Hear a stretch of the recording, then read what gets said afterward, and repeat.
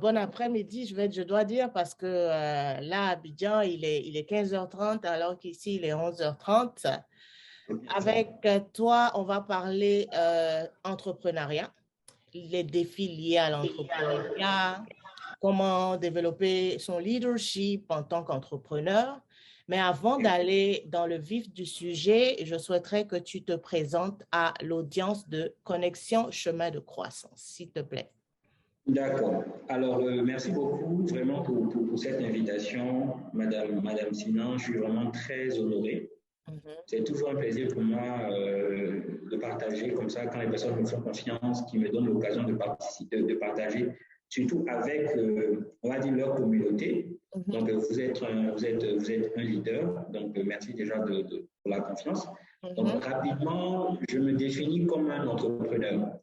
Un serial entrepreneur dans le jargon, on a tendance à appeler les personnes qui ont plusieurs entreprises, qui ont créé plusieurs entreprises, on a tendance à les appeler les serial entrepreneurs.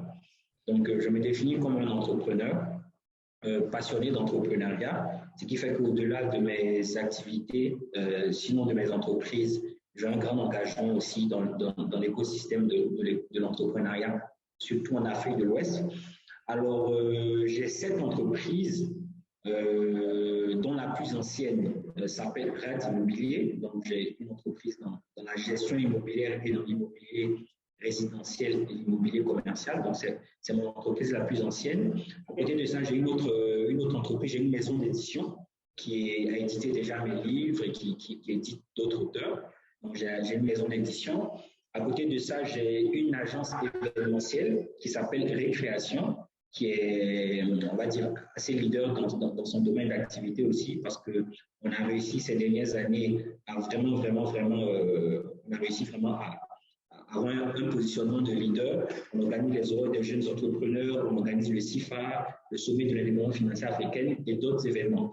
Donc, à côté de cette agence qui s'appelle Récréation, j'ai une autre start-up qui s'appelle Wikanda Academy, qui m'a fait connaître, parce que je suis entrepreneur depuis 10 ans, mais c'est seulement depuis 1 an et demi, disons, qu'on me connaît beaucoup sur les réseaux sociaux. Et ça, c'est en partie à cause de ma start-up Wikanda Academy, qui est leader aujourd'hui dans l'EduTech. Aujourd'hui, nous faisons de l'accompagnement pour les entrepreneurs, nous créons des contenus de formation et je pense que nos contenus touchent des millions de personnes chaque mois. Aujourd'hui, ma page touche à peu près 5 millions de personnes par mois. Donc, j'ai cette activité-là. J'ai un cabinet d'ingénierie financière qui s'appelle Finassista, où on fait de l'audit, on fait de l'accompagnement dans la création d'entreprises, on fait des études de marché, des business plans. Donc voilà un peu, je suis un serial entrepreneur, comme on le dit, et j'ai une entreprise de construction qui s'appelle Angola Properties, où nous construisons des promotions immobilières, etc., etc. Donc voilà un peu le résumé. J'ai une maîtrise en sciences comptables, un master en finance, et depuis ces dernières années, j'ai appris beaucoup de choses sur le tas. Voilà un peu le résumé. On va dire ta présentation et ton parcours en même temps, parce que tu as parlé de la plus ancienne de tes entreprises jusqu'à la plus récente. Alors, comment tu définirais l'entrepreneuriat et le leadership? OK, alors j'aime définir l'entrepreneuriat par ma propre définition, avant de revenir à la définition qui pour moi est la définition la plus consensuelle. Alors pour moi, entreprendre, comme je le dis dans mon livre Entreprenez, pour moi, entreprendre, c'est 2 choses. C'est 2 verbes, c'est 2 actions, c'est 2 façons de fonctionner. Donc pour moi, entreprendre, c'est entrer et prendre. Donc entrer dans un domaine d'activité, entrer dans un secteur d'activité, entrer dans une opportunité, entrer dans une opportunité de marché, une opportunité de carrière et chercher à prendre des parts de marché, à prendre de l'envergure, à prendre sa part, à prendre une position. Donc pour moi, l'entrepreneuriat, c'est 2 verbes d'action. Entrer, qu'on l'ait décidé ou non. Et ensuite, une fois qu'on est entré, surtout ne pas figurer, surtout ne pas être en mode attentiste, mais chercher à apprendre. Ouais. Donc, ça reste ma définition à moi. Après, la définition, on va dire, en sciences de gestion, qui pour moi ressemble le plus à la réalité, c'est que entreprendre, c'est la poursuite d'une opportunité sans se soucier des ressources dont on dispose. Entreprendre, dans la définition académique qui pour moi se rapproche le plus de la réalité, c'est le fait de poursuivre une opportunité sans se soucier, j'ai envie de dire, des ressources dont nous disposons. Donc après, en ce qui concerne le leadership, pour moi, le leadership aussi, là aussi, j'ai ma propre définition du leadership. Okay. Pour moi, le leadership, c'est imagé par la tête, c'est-à-dire la tête du corps humain. Donc pour moi, le leadership, c'est centré sur la tête et c'est relié aux 5 sens qui comportent la tête. Donc pour moi, le leadership, c'est les yeux qui vont nous faire parler de vision. Moi, le leadership, c'est le nez qui va nous faire parler de flair, capacité à sentir les choses, les opportunités, détecter les bonnes personnes de qui on s'entoure, ce qu'on fait, ce qu'on ne fait pas, sentir les bonnes saisons, les bonnes opportunités. Moi, le leadership, c'est la capacité à écouter, c'est-à-dire c'est les oreilles, c'est lui, c'est la capacité à écouter, entendre ceux qui sont autour de nous, entendre son secteur, entendre ses clients, entendre tout notre environnement. Moi, le leadership, c'est la bouche. C'est la façon de parler, la façon de s'exprimer, c'est l'oratoire, c'est la capacité à inspirer les gens au travers de ce qu'on dit, c'est la capacité à savoir se vendre, c'est la capacité à pouvoir obtenir un changement ou inspirer les personnes juste au travers de sa bouche. Et pour moi, le leadership, c'est aussi le toucher, parce que l'un des sens qu'on appelle le toucher se retrouve aussi sur le visage, avec tout qu'on a composé le visage. Donc, c'est le sens du toucher, c'est le sens de l'humain, c'est le sens de l'interaction, c'est le sens de savoir jauger la température des choses. Pour moi, le leadership, c'est pas une seule phrase, mais c'est une pensée qui est imagée pour moi par la tête. La tête. Excellent. J'adore cette image de leadership avec les différents sens, avec la tête, avec... oui, j'aime cette approche du leadership parce que c'est tout un ensemble, le leadership. Alors, comment est-ce que après ces études, Yann Amon a un déclic pour se lancer en entrepreneuriat? D'où vient le déclic? Faut dire que le déclic, il y en a eu qui m'a rattrapé, mais en fait, le déclic était une sorte de rappel. Je me suis rendu compte, après 1 année et demie dans l'entrepreneuriat, que j'avais voulu être entrepreneur depuis même le lycée. Je vous raconte, c'est une sorte d'anecdote. J'organisais un événement à l'époque en 2011 et on devait recruter des hôtesses pour cet événement. Et le jour du casting, il y a une hôtesse qui est là. Et lorsque je rentre dans la salle, je les salue et je rentre dans mon bureau sans faire attention. Elle fait signe au responsable des hôtesses pour dire « Ah, le monsieur, j'ai l'impression que je le connais. J'ai fréquenté avec sa sœur. Est-ce qu'il ne s'appelle pas Yann Amon ?» Et il dit « Si, c'est mon patron, c'est le boss d'ici. » Elle dit « Waouh, c'est surprenant parce que lorsqu'on était à l'école, on était au lycée, il disait toujours que lui, il va créer son entreprise. Quand il va finir les études, il va créer son entreprise. » Et lorsque plus tard, le chef d'équipe est venu me rapporter ça, ça m'a fait sourire et ça m'a fait me rendre compte en fait que j'ai toujours voulu être dans l'entrepreneuriat, c'est-à-dire inconsciemment. Inconsciemment. Voilà, je n'ai pas dit quand j'étais petit, quand j'étais petit, on me demandait ce que je veux dire, j'allais dire que je veux être docteur, je veux être pilote. Mais arrivé à un certain moment, dès mon âge de raison, j'ai senti que je voulais être plutôt, avoir une fonction un peu indépendante. À l'époque, le terme entrepreneur n'existait pas comme on le connaît aujourd'hui, ou n'était pas vulgarisé. On parlait souvent de personnes qui ont des fonctions libérales, en parlant des avocats, en parlant de certains médecins qui étaient à leur propre compte et tout. Donc, la conscience de l'entrepreneur, de celui qui crée son entreprise, elle n'était vraiment pas vulgarisée. Donc, je savais que j'allais vouloir être indépendant et le déclic qui m'a orienté vers cette façon d'entreprendre, je pense qu'on est en 2008 ou 2009. Je rencontre un de mes grands frères qui est devenu un de mes mentors. Pour la petite histoire, juste avant le direct, je l'ai appelé pour un dossier immobilier et il est en train même de me rappeler pendant que je suis en ligne avec vous. Pour la petite histoire. Donc, ce monsieur-là, je le rencontre dans un hôtel en Tunisie. Il est en transit et il devait me remettre un cadeau pour ma soeur. Et lorsque je le rencontre, on est dans le hall de l'hôtel, donc on s'assoit 5 minutes, il me demande ce que je fais, je dis que je suis étudiant en audit, en master audit et tout, il me demande qu'est-ce que je fais plus tard. Et pendant qu'on est en train de parler, il reçoit un appel et il décoche son appel et il est en contact avec une grande autorité et la personne lui demande un numéro de téléphone. Donc tout de suite, il fait sortir son porte-carte de visite et je vois j'étais bluffé. Et tu vois, il a la carte de visite de ministre de tel pays, de telle autorité, de telle personne. Et il était sapé. Et quand je l'ai vu, et il était un peu jeune, je me suis dit non. Je veux lui ressembler. Voilà ce que je veux faire plus tard. Être jeune, avoir le moyen de prendre les avions, de faire des affaires, d'être important, de connaître des personnes importantes. Et je pense que ça arrivait quelque chose en moi, qui était peut-être un peu charnel, pas profond. Mais je pense que ça a été une sorte de signal. Et c'est à partir de cet homme que je me suis dit, alors que j'étais en Master 1, que quand je vais finir mon Master 2, je ne vais pas aller faire des demandes d'emploi, j'ai l'honneur de, je vais me lancer dans les affaires. Et c'est justement ce que moi j'ai fait. Je n'ai jamais travaillé pour le compte d'une entreprise. Je n'ai jamais eu à faire un CV de demande d'emploi. Dès que je finis mon diplôme, je me lance directement dans l'entrepreneuriat. Je suis dans l'entrepreneuriat. Oh, excellent. Alors, je ne sais pas si tu te définis comme un formateur, un coach, mais à quel moment est-ce que l'idée, par exemple, de te lancer sur les réseaux sociaux ou pour accompagner des gens à travers des formations, à quel moment est-ce que cette idée-là te vient en esprit? D'accord, je ne me définis pas comme un coach, bien au contraire, c'est même, je n'aime pas vraiment cette appellation parce que je ne me sens pas coach, je n'ai pas l'expertise, je n'ai pas appris et je trouve que c'est un métier qui est tellement noble qu'on ne s'improvise pas coach. Donc je ne suis pas un coach en fait et je n'ai pas la prétention d'en être, je n'ai même pas envie de le devenir. Par contre, formateur, ça s'est imposé à moi parce que très vite, comme j'ai voulu bâtir une grande entreprise, j'ai dû apprendre à former mes collaborateurs. Parce qu'il faut savoir que peut-être que vous qui vivez en Occident, les personnes de la communauté qui ne sont pas en Afrique ou dans les pays assez compliqués, là-bas, les gens sont très professionnels, ils sont bien formés, l'esprit d'entreprise est bien véhiculé.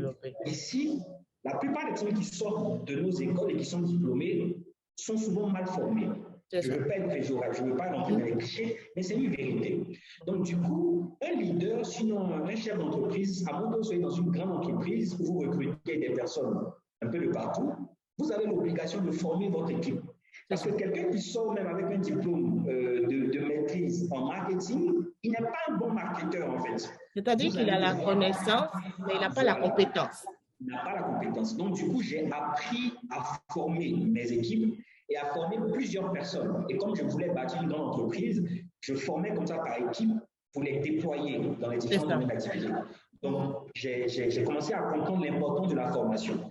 À quel moment j'ai commencé à faire des conférences lorsque je me suis retrouvé à organiser les horaires des jeunes entrepreneurs. Et ça m'a permis de toucher du doigt une des grandes problématiques de notre écosystème, qui était le manque de formation, le manque de mentoring, c'est-à-dire certains avaient besoin de mentors, d'accompagnement. Et je me suis dit, je vais essayer de payer le prix. Malgré que moi-même, je suis jeune entrepreneur, malgré que moi-même, j'ai encore besoin d'être formé, je vais décider, un peu comme l'un des slogans de Connecter au succès, je vais essayer de partager le peu que j'ai. Donc, j'ai décidé comme ça de partager. Après, j'ai décidé de mieux structurer ce partage. Plus j'ai commencé à partager, plus j'ai senti qu'il fallait écrire un livre. Et lorsque j'ai écrit le livre et qu'il y a eu un premier succès, j'ai commencé à recevoir des invitations à cause du livre. Et c'est comme ça que je me suis retrouvé sur les feux des projecteurs, invité à des conférences. Et après, moi-même, j'ai décidé de lancer des concepts de formation.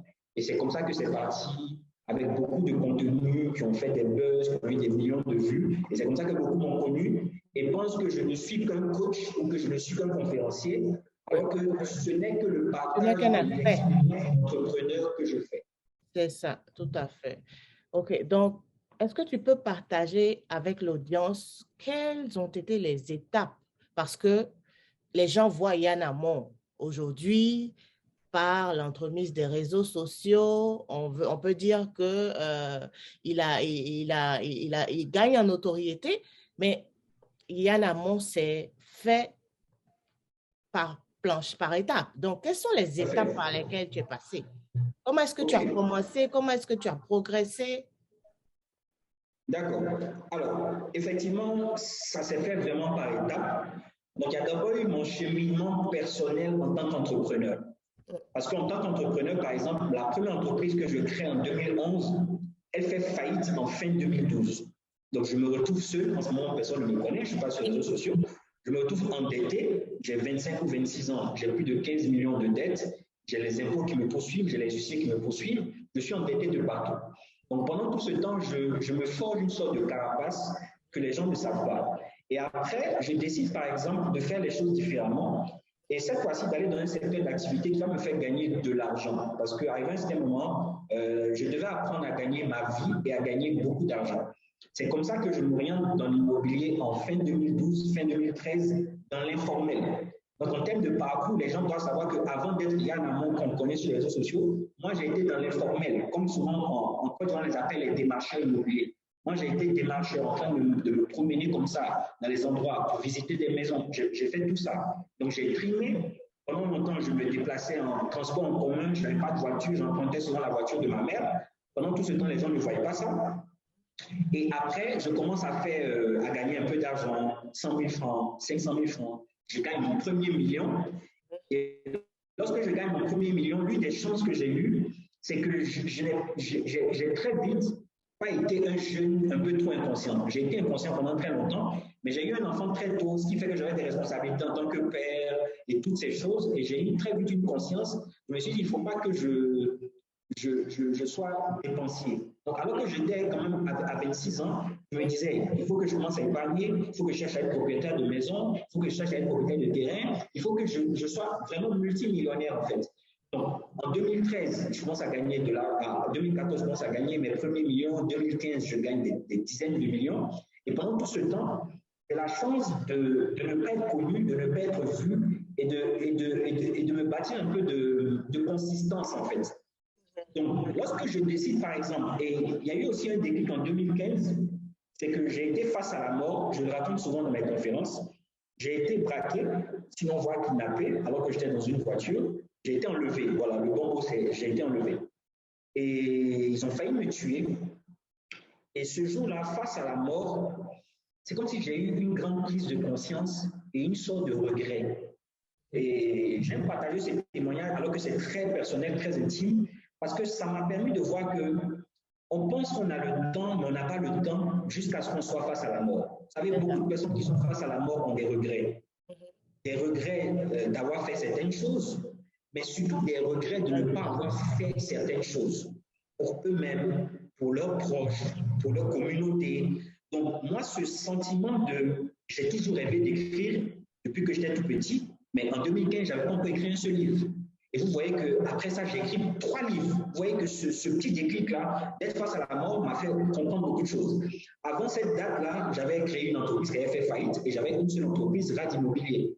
Mais après cette date, à aujourd'hui, j'ai créé 6 autres entreprises. Donc, je pense que d'avoir été face à la mort m'a forgé un autre mindset.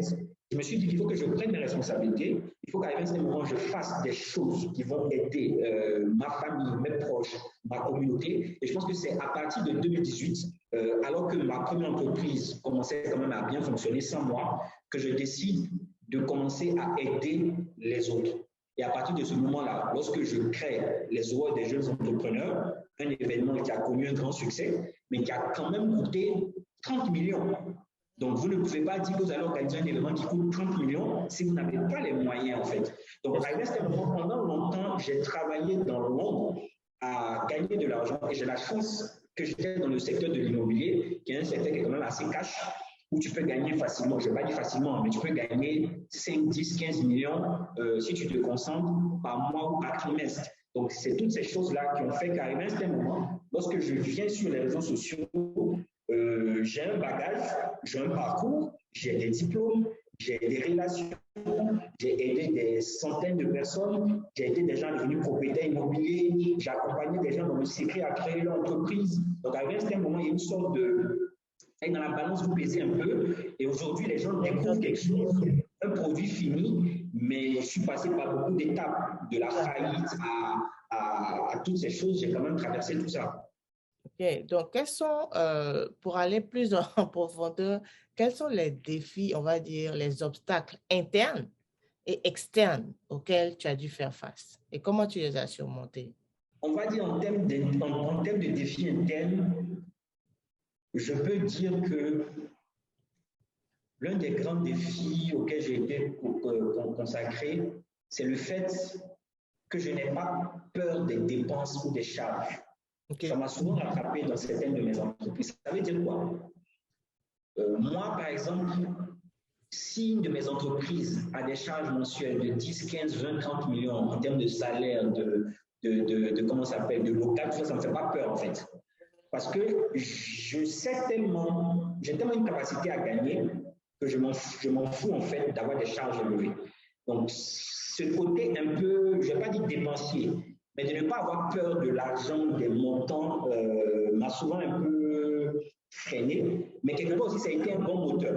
Parce que moi, ça ne m'effraie pas. Lorsque je dis, par exemple, je vais lancer un projet et que ça coûte 100 millions, 150 millions, vous voyez, je n'ai pas peur en fait des montants, des dépenses. Mais après, je me suis rendu compte que dans les tout débuts de mes entreprises, à un moment, j'aurais pu avoir des charges fixes basses, mais ce petit truc en moi là faisait que je n'avais pas peur et par moment, ça faisait que la barre devenait haute à sauter. Parce que chaque mois, tu as des charges mensuelles de 4 millions, de 5 millions, de 6 millions, tu sens ça passer. Donc, je pense que c'est la seule chose en termes d'interne.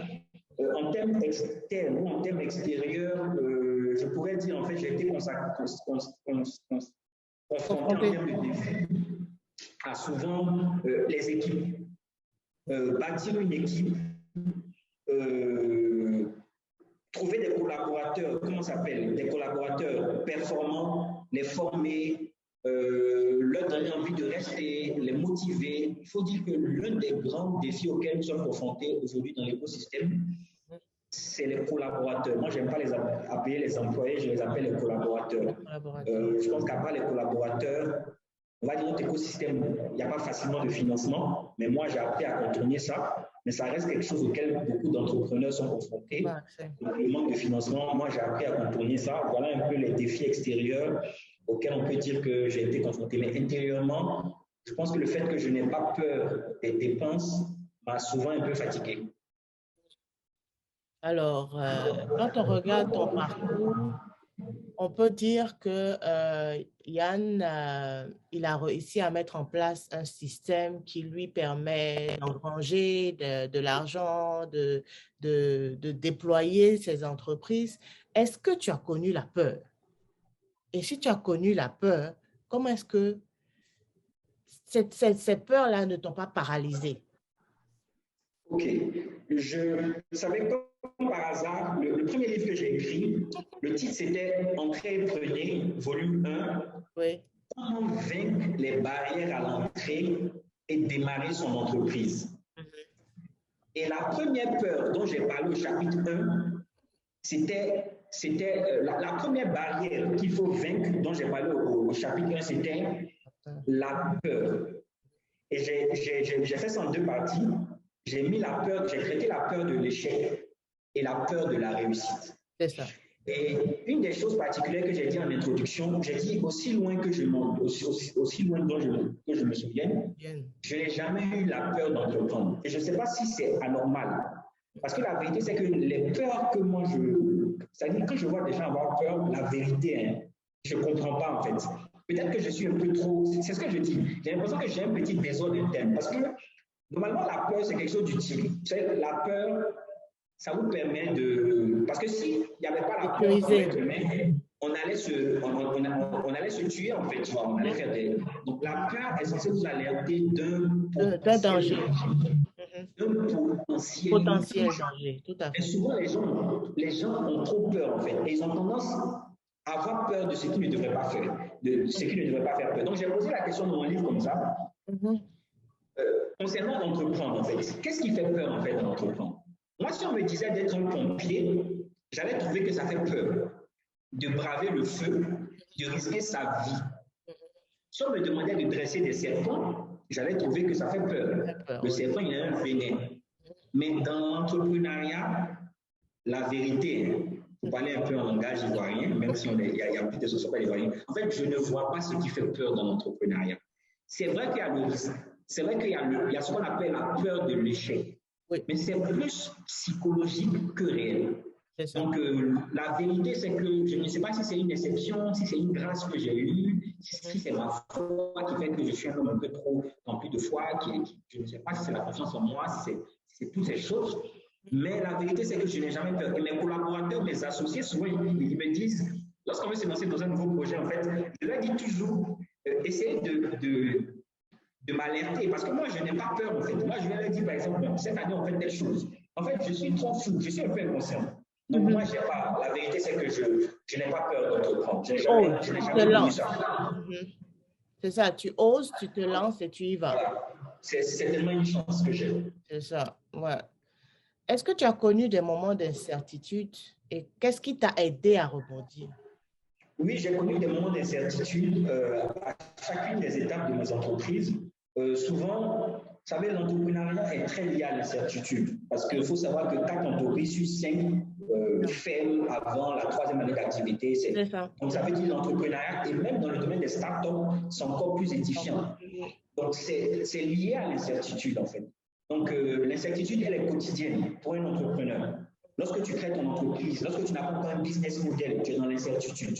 Et même lorsque tu as un business model, tu es constamment dans l'incertitude parce qu'il y a des entreprises qui fonctionnaient et qui ont fait faillite. On peut citer des exemples comme Kodak, qui étaient des entreprises leaders dans leur domaine qui faisaient des milliards et qui ont fait faillite. Ça veut dire que l'entrepreneuriat est très lié à l'incertitude. Donc, l'incertitude, il faut bien l'appréhender et il faut vivre avec. Et l'une des choses qui vous permet de gérer ça, en fait, c'est un peu comme le principe du vaccin.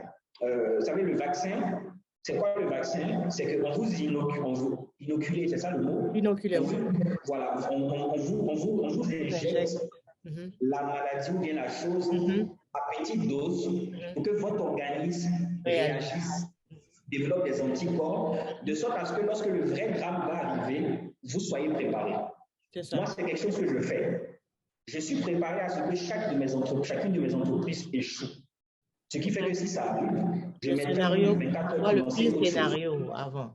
Voilà. Maintenant, après, je me dis, qu'est-ce qu'il faut faire pour que ça n'arrive pas? C'est ça. Travailler, il faut être stratégique, il faut être dans l'intensité. Et puis, voilà. Donc, il y a des moments comme ça où tu ne sais pas si ça va fonctionner. Moi, j'ai lancé des projets. Souvent, j'ai besoin de certains montants, souvent à 2 jours de certains événements, de certaines échéances. Dans 2 jours, tu dois avoir 15 millions. Tu n'as pas les 15 millions. Donc, à 48 heures, tu as peur, ton cœur bat, mais moi, cette adrénaline, je l'aime bien quand même. C'est une sorte de dopamine. Je me dis, voilà, ça te fait être créatif. Dos au mur, j'ai l'impression que quand il y a du danger, ça vous permet de vous transcender. Vous savez, il y a des murs. S'il n'y a pas de danger, on te demande de sauter ce mur, tu n'as pas réussi à l'escalader.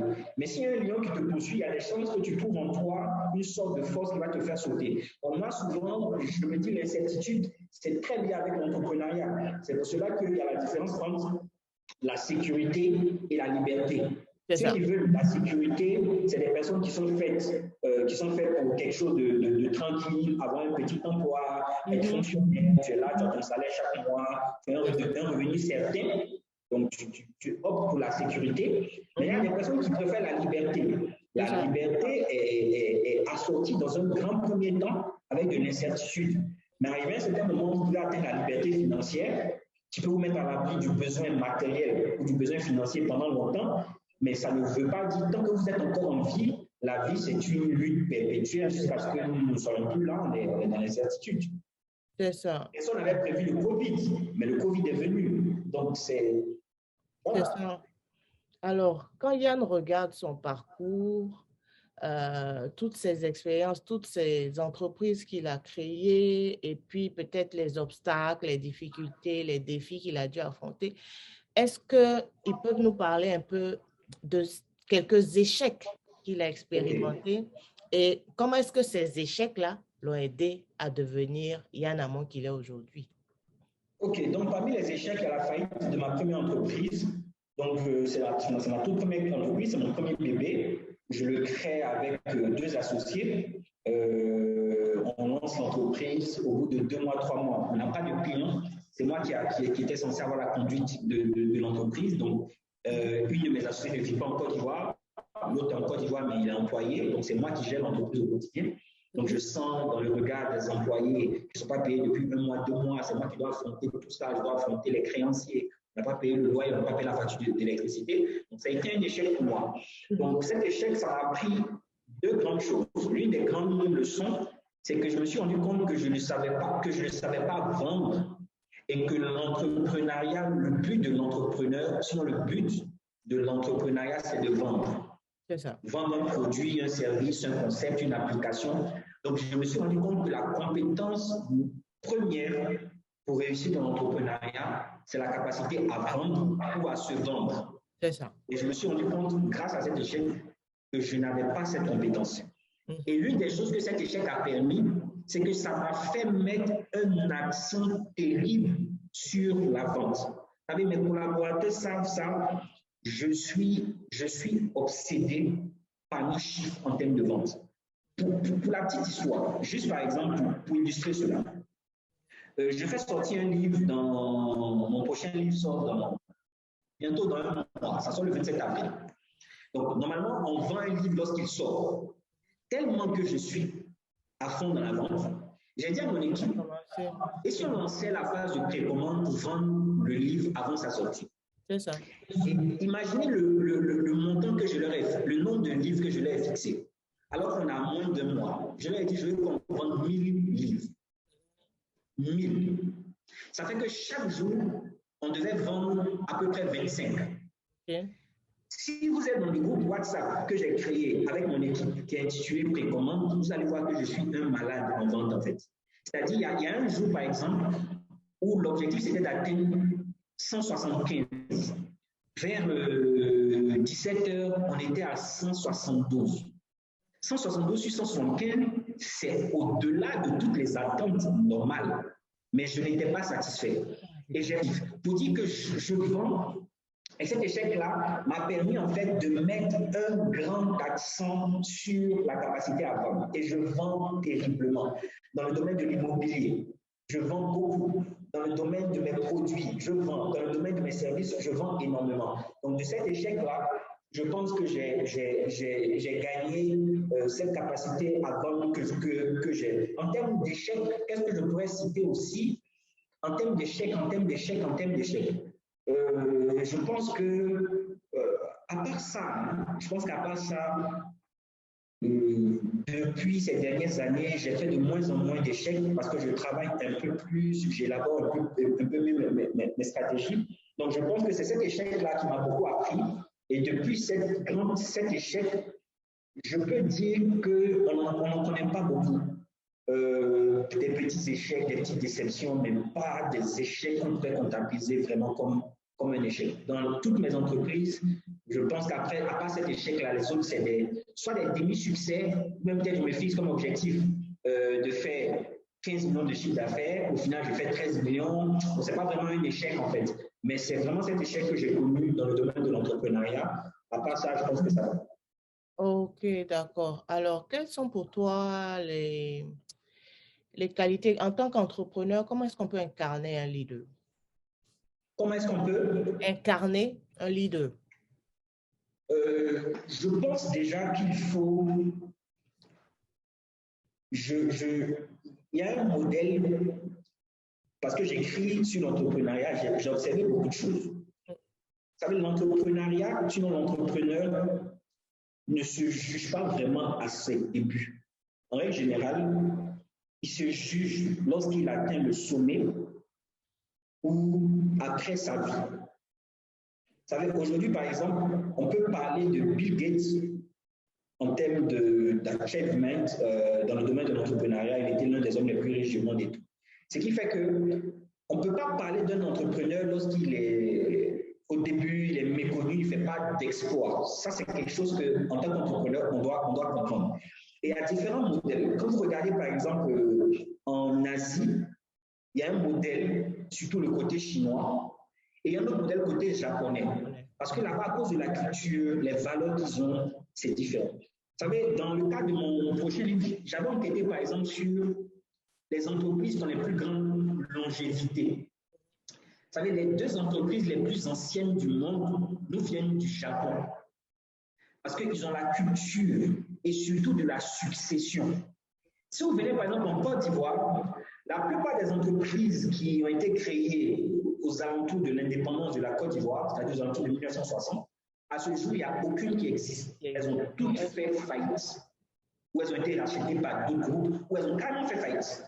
Ça veut dire que le principe de la transmission, la culture de l'entreprise, de l'entrepreneur leader qui mène et qui réussit à transférer, on ne la voit pas. On ne l'a pas. Donc, du coup, ce qu'un entrepreneur doit comprendre, c'est que l'entrepreneuriat, c'est un parcours. Ce n'est pas seulement les performances. C'est-à-dire, si tu as été performant et qu'à la fin, supposons que tu as créé ton entreprise dans les années 70, tu as été leader dans le domaine de la canne à sucre et qu'aujourd'hui, en 2022, ton entreprise n'existe pas, on ne peut même pas parler de ton entreprise et de tes successeurs, vous voyez que ce n'est pas vraiment ça le leadership. Dans le leadership, il y a la grande notion de transmission. Donc, lorsqu'on comprend ça, un entrepreneur ne doit pas se juger comme on jugerait tous les autres entrepreneurs. Donc, il faut juger d'abord son parcours en tant qu'aspirant entrepreneur. Lorsqu'on est aspirant entrepreneur, qu'est-ce qu'on peut faire en tant que leader? Comment je vais faire pour donner le meilleur de moi, pour inspirer le plus de monde et pour porter, pour supporter, pour faire monter le maximum de personnes. Ça, c'est au stade de l'aspirant entrepreneur ou du néo-entrepreneur. Lorsqu'on grandit dans l'entrepreneuriat, qu'on commence à avoir 5 années, 10 années d'activité, on commence peut-être à faire les 500 millions de francs CFA ou peut-être le milliard, il faut comprendre qu'à ce moment-là, il faut vraiment le leadership en tant que qu'est-ce que j'incarne et commencer à viser la position du numéro 1 ou des premiers rangs dans son secteur d'activité ou dans sa région. Parce qu'arrivé à un certain moment, il faut que nous soyons des leaders communautaires. Pas dans le sens ethnique, son petit nombril, mais aujourd'hui, par exemple, dans nos pays, dans nos régions, il y a la pauvreté, il y a des troubles, il y a des drames parce que justement, on n'a pas des personnes qui émergent ou lorsqu'ils émergent, ils restent à la capitale ou ils restent en Occident sans comprendre l'apport qu'ils devraient avoir pour faire sortir l'Afrique de notre misère. Donc pour moi, le leadership africain n'est pas le leadership en Occident, n'est pas le leadership en Chine, n'est pas le leadership dans les pays arabes. Donc il faut une sorte de leadership africain basé sur le principe de la communauté. Il le faut. On a les leaders que nous sommes, parce que tu es une leader, je suis un leader, on a une grande responsabilité pour nos communautés. Et c'est en ça qu'il faut penser, développer l'intensité, l'excellence, vouloir prendre des parts de marché, vouloir s'imposer, accepter son rôle de leader. Moi, je connais des personnes qui sont des leaders. Vous savez, vous pouvez être réservé. Vous pouvez ne pas jouer aux jeux du réseau social comme ceux à quoi nous on joue. Par exemple, l'homme le plus riche de l'Afrique francophone, la plupart des gens ne le connaissent pas. C'est un Camerounais, Baba Dampulo, vous ne le verrez jamais sur les réseaux sociaux. Pourtant, il est l'homme le plus riche d'Afrique francophone. Vous voyez, ce n'est pas le fait d'être sur les réseaux sociaux. Mais ce monsieur-là, il joue son rôle de leader dans sa communauté. Quand vous partez dans son rang, dans les fermes, tout autour, à la ronde, les villages, les villes autour, on le connaît, on sait ce qu'il apporte dans sa communauté.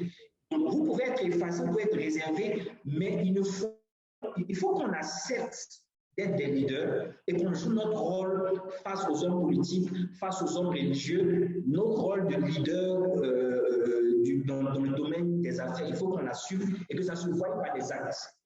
Ce que tu viens de dire est tellement important, est tellement fort et ça me permet de rebondir là-dessus parce que c'est ce qui amène la création de Connecter au succès. C'est vrai que je ne suis pas physiquement sur le territoire de l'Afrique, sur le territoire de la Côte d'Ivoire, mais je vibre à redonner à la Côte d'Ivoire. Je vibre à donner à l'Afrique.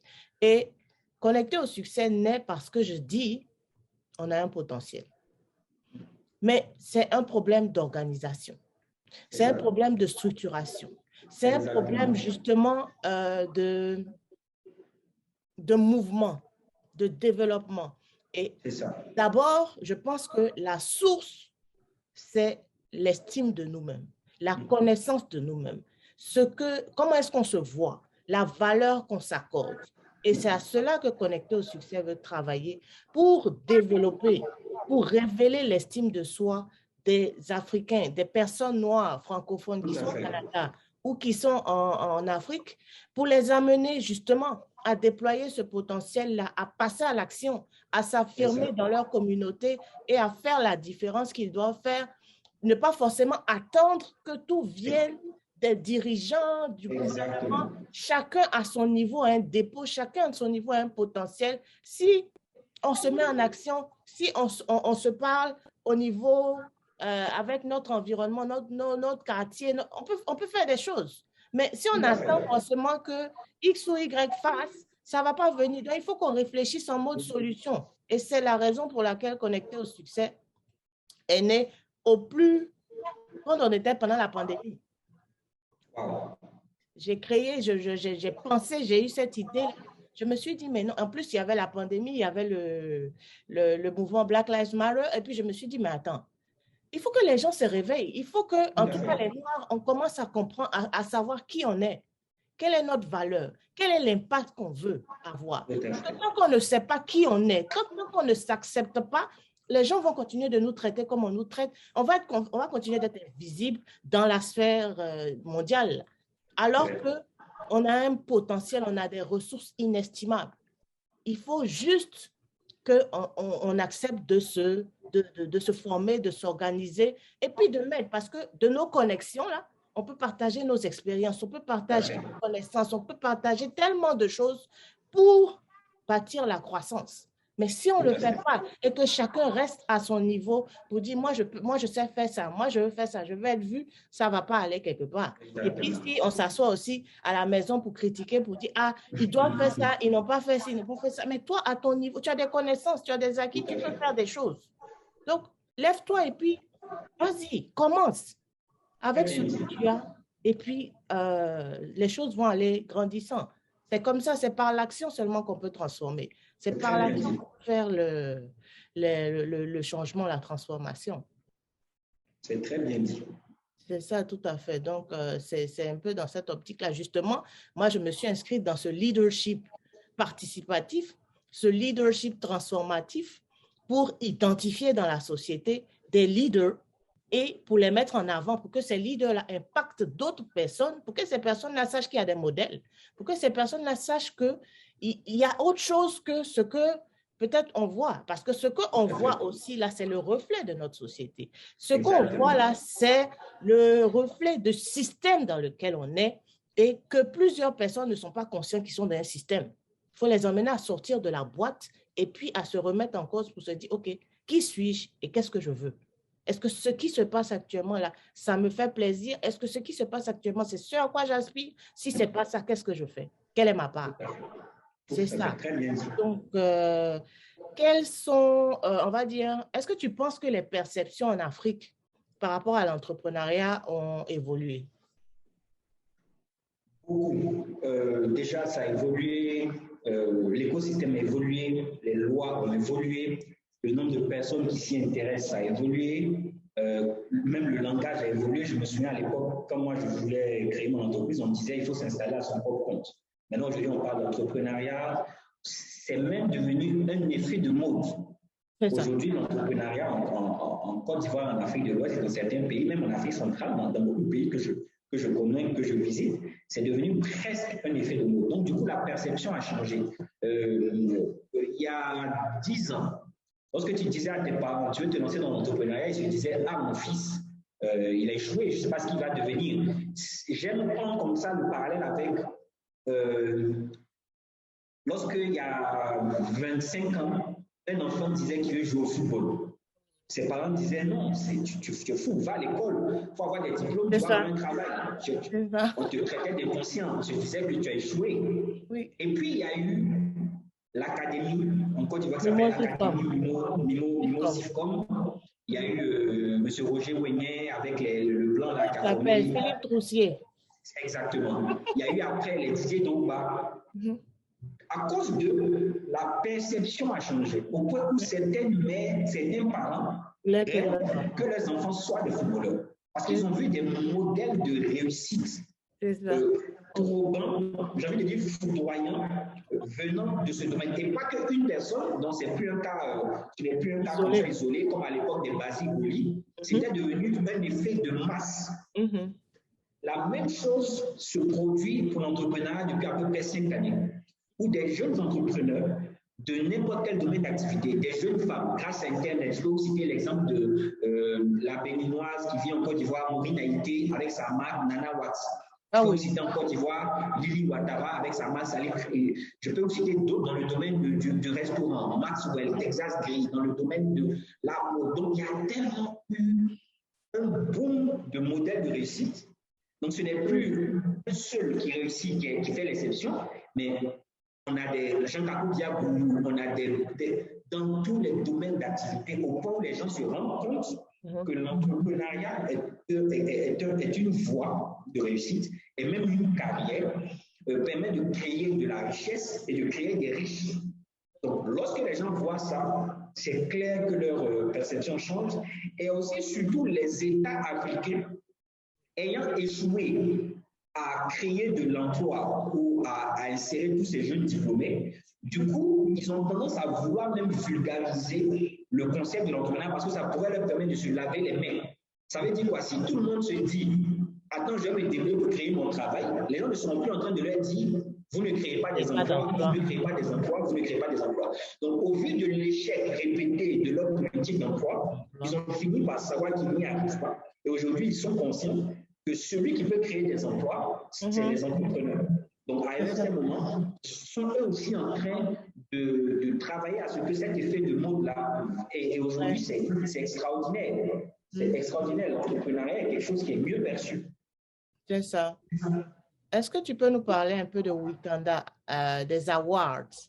Parce que c'est quelque chose qui véritablement fait découvrir Yann Amon, oui. Effectivement. Alors, c'est en 2018, je crois, en fin 2018, j'étais en Suisse avec mon épouse.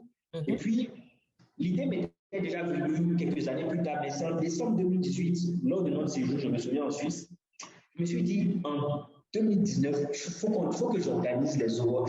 À l'époque, je ne voyais pas ça comme les awards des jeunes entrepreneurs. J'étais en train de vouloir lancer un magazine qui allait sortir par mois. Et normalement, chaque mois, il devait avoir un entrepreneur à la une. Donc, je m'étais dit, à la fin, on allait organiser une sorte d'award pour choisir le meilleur des 12 entrepreneurs. À l'époque, c'était ça. Et après, quand j'ai commencé à réfléchir, à mûrir l'idée, en janvier, février, j'ai réuni mes associés. Je leur ai dit, je veux qu'on organise les awards des jeunes entrepreneurs. Et le nom Wakanda est venu un peu plus tard, alors qu'on pensait à Wakanda, Black Panther, tout ça. Et finalement, on s'est dit, on va organiser un événement, pas pour commencer les entrepreneurs, mais les jeunes entrepreneurs. Au départ, ivoiriens et qui exerçaient en Côte d'Ivoire. Donc, on a fait la première édition. Ça a été un grand succès qui était au-delà de nos attentes. Les partenaires, les sponsors n'ont pas voulu nous accompagner à la première édition, donc on l'a fait en fonds propres. C'était très long. Par la grâce de Dieu, quelques partenaires nous ont donné des enveloppes ci et là, mais l'événement a vraiment reposé sur nous. Et il y a eu du succès, ça a intéressé le ministre de la Jeunesse qui a été présent physiquement, il nous a encouragés, il a donné plus de 20 millions aux lauréats. Et à partir de là, ça a été vraiment un boom. Donc on a travaillé sur la deuxième, l'année qui a suivi, à cause du Covid, on n'a pas pu la faire. Et l'année passée, on a fait la deuxième édition et on a ajouté des innovations. Cette fois, on a permis à la diaspora d'être représentée. Il y avait un monsieur qui revenait, qui représentait la France, un jeune Ivoirien installé en France. Il y avait un jeune Ivoirien installé à Accra. Donc, on essayait d'ouvrir le concept. Et pour cette troisième édition qu'on est en train de lancer, cette fois-ci, on va faire même des présélections communales pour cette édition. L'année prochaine, on va faire même des présélections régionales. Parce qu'à la fin, l'idée, c'est que ça ressemble un peu à Miss Côte d'Ivoire, en fait. De même que Miss Côte d'Ivoire, il y a Miss Abidjan, Miss Région des Lagunes, Indénié, je ne sais quoi. À terme, on veut que ce soit vraiment un événement très national. Et après, on pourra réfléchir à voir comment Wakanda peut sortir. Donc, pour ceux qui sont des entrepreneurs, des aspirants entrepreneurs, des néo-entrepreneurs, si vous avez entre 18 et 40 ans, parce que ça reste toujours pour les jeunes entrepreneurs, on ne veut pas aller mettre en compétition les Diabou, les Fabrice Avignon, ou je ne sais quoi. Si vous avez entre 18 et 40 ans, vous êtes le bienvenu, c'est libre, c'est gratuit. Lorsqu'on commence la phase de communication, on peut s'inscrire juste en ligne. Et puis voilà, on récompense, le gagnant reçoit en général non seulement une enveloppe de 10 millions de francs CFA et plein d'autres lots de nos partenaires et du comité d'organisation. Donc c'est un événement aujourd'hui qui est national. Lors de la dernière édition, il y avait du monde, il y avait des autorités, des personnes de l'entrepreneuriat, des chefs d'entreprise, des influenceurs, toutes ces choses. Et notre rêve, c'est vraiment que cet événement puisse être retransmis à partir de cette année ou l'année prochaine en direct sur une des chaînes nationales de la Côte d'Ivoire. C'est un grand achievement. Excellent. Alors justement, parlant de transmission, parlant de retransmission, la technologie, c'est incontournable aujourd'hui, ça occupe une place très importante. Comment est-ce qu'un entrepreneur doit utiliser, quelle place ça doit représenter dans la vie d'un entrepreneur, la technologie aujourd'hui? De plus en plus, ça prend son importance et même pas seulement pour les entrepreneurs. Récemment, j'étais invité par mon associé Miss Zouzou à intervenir auprès de jeunes étudiants et j'ai attiré l'attention sur un fait. Je ne sais pas si c'est la même chose dans vos différents pays là-bas, mais aujourd'hui en Côte d'Ivoire, surtout ces derniers mois, avec la création de nos chaînes privées, il y a eu 3 ou 4 nouvelles chaînes qui sont venues s'ajouter dans l'audiovisuel ivoirien. Quand on regarde les recrutements qui ont été faits, que ce soit pour les animateurs, pour les journalistes, pour les chroniqueurs, la plupart de ceux aujourd'hui qui travaillent dans les chaînes, même dans la chaîne nationale publique, ce ne sont pas forcément des gens qui sortent de l'école de journalisme ou de l'école de formation, mais c'est plutôt des personnes qui sont des influenceurs ou qui ont des communautés qui font du bruit. Donc, j'ai attiré l'attention de tous ces étudiants pour dire qu'aujourd'hui, bâtir son image ou avoir une image de marque en train de devenir un impératif dans le monde dans lequel nous sommes. Aujourd'hui, tu ne peux plus te permettre d'avoir juste un CV. Il y a des postes, il y a des domaines d'activité où on aimerait que tu aies une communauté ou que tu aies de l'influence dans le secteur d'activité pour lequel on veut te porter. Donc, le monde a tellement changé. Internet aujourd'hui, c'est une force, c'est une révolution. Ça permet de changer beaucoup de choses pour un entrepreneur. Je vais vous prendre un exemple précis. Lorsque je décide de faire sortir mon premier livre, je ne suis personne ne me connaît. Personne ne sait qu'un petit jeune qui s'appelle Yann Amon gagne de l'argent dans l'immobilier. Donc, je fais sortir mon livre, je me présente vers les librairies, notamment dans la librairie de France. Je leur dis, je veux faire vendre mon livre là-bas. Ils ne m'ont pratiquement pas vraiment écouté en fait. Ils nous ont fait une proposition selon laquelle on allait leur laisser 5 exemplaires du livre parce qu'ils ont trop de stock là-bas. Et ils vont essayer de voir comment ça se comporte dans leur réunion. Et si ça se comporte, ils vont nous rappeler. Imaginez un livre dont je vais faire les 1000 impressions. Si vous ne prenez que 5 et que vous allez me rappeler peut-être dans 1 mois ou dans 3 mois, à quel moment je vais finir mon livre? Qu'est-ce que j'ai fait? J'ai créé une page Facebook que j'ai intitulée Entrez et prenez. Et j'ai utilisé cette page pour faire la communication de mon livre. C'est ça. En 3 mois, j'avais pu vendre à peu près 300, 250 exemplaires grâce à Internet. Au point où je me suis fait connaître, la RTI2 m'a invité à une émission qu'on appelait Entre les lignes. L'émission a tellement été regardée lorsque j'ai partagé sur Internet que des gens se sont rendus à la librairie de France. Et parce que beaucoup de gens partaient à la librairie de France pour dire je veux le livre Entrez et prenez, je veux le livre.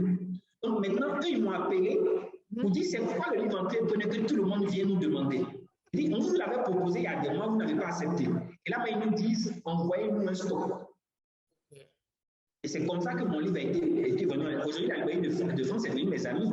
Chaque fois qu'ils me demandent tout le temps du stock parce que mon livre fait partie des livres les mieux vendus. Les mieux vendus. Pour dire que c'est Internet qui m'a permis de devenir un auteur connu. S'il n'y avait pas Internet, comment je faisais? Mon livre sort dans 1 mois. Grâce à Internet, il y a déjà plus de 400 personnes qui l'ont précommandé. S'il n'y avait pas Internet, comment je pouvais faire ça? Donc, il y a Internet qui a permis une révolution. En tant qu'entrepreneur, nous devons en profiter. Mais il n'y a pas que Internet. L'une des choses que cache la révolution digitale ou numérique, c'est ce qu'on appelle les transferts d'argent. Parce que vous qui vivez en Occident, vous ne sentez pas ça. Mais en Afrique, le taux de bancarisation est tellement faible. De trouver une personne qui a une carte bancaire, c'est une personne sur je ne sais combien de mille. Donc, du coup, tout ce qui est vente par Internet, réglé par carte de crédit, ça ne fonctionnait pas en fait. Jusqu'ici. Il n'y a pas ça. Mais ces dernières années, il y a eu une révolution qu'on appelle le e-money. E-mobile, mobile. Yeah. E-mobile. Orange Money, MTN Money, Move Money, puis maintenant Wave. Et puis maintenant Wave. Ça a tellement rabattu les cartes que ça a rendu des choses qui n'étaient pas possibles. Depuis le matin de mon téléphone, j'ai reçu au moins 320 000 francs CFA en paiement, en dépôt.